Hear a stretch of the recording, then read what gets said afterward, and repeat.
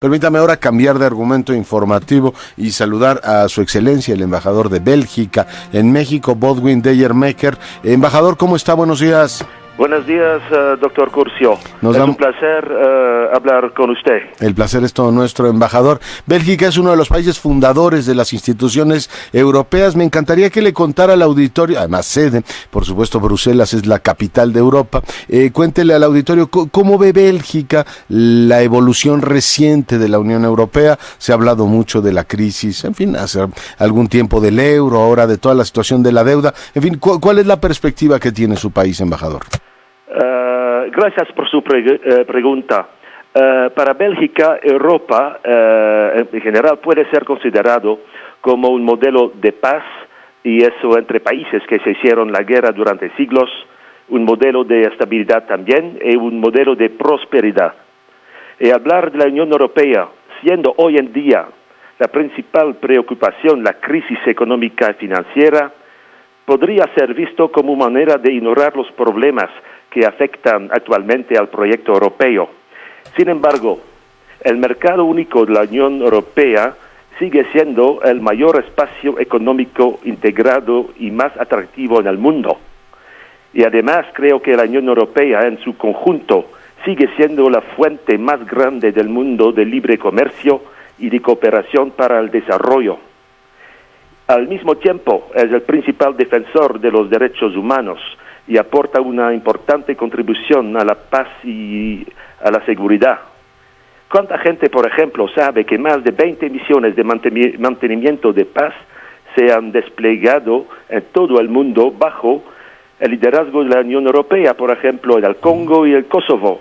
Y Bélgica fue uno de los 6 países fundadores de la Unión Europea en 1957. Y tradicionalmente mi país es entre estos Estados miembros que son más pro-europeos. Queremos profundizar en Bélgica la integración a cada vez más con el propósito de alcanzar a largo plazo una verdadera unión política, es decir, un país pero de tipo federal. Ya, Bélgica es un país bicultural, es, digamos, Bruselas, la ciudad donde están las instituciones europeas. Esto, digamos, garantiza, embajador, la convivencia, permite efectivamente que todo mundo pueda expresar su particularidad cultural y al mismo tiempo sentirse protegido por esta identidad europea. Sí,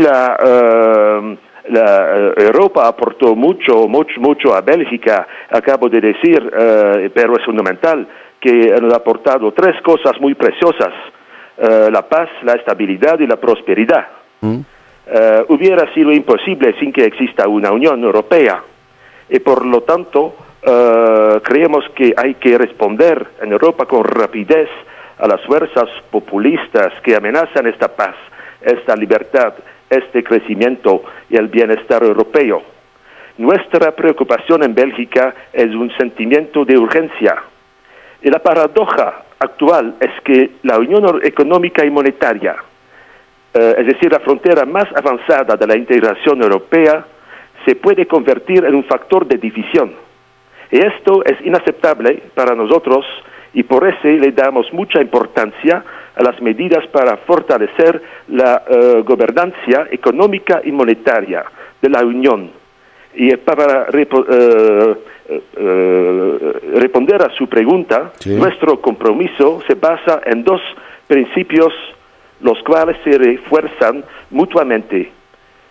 Primero es la responsabilidad de cada país a través de la disciplina fiscal, y segundo, la solidaridad al compartir los riesgos de la deuda que afecta y que ha creado la crisis actual.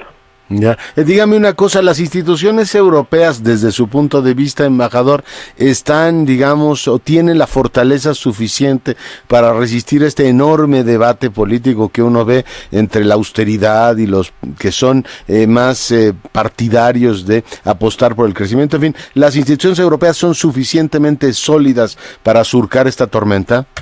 Yo creo que tenemos que fortalecer estas instituciones.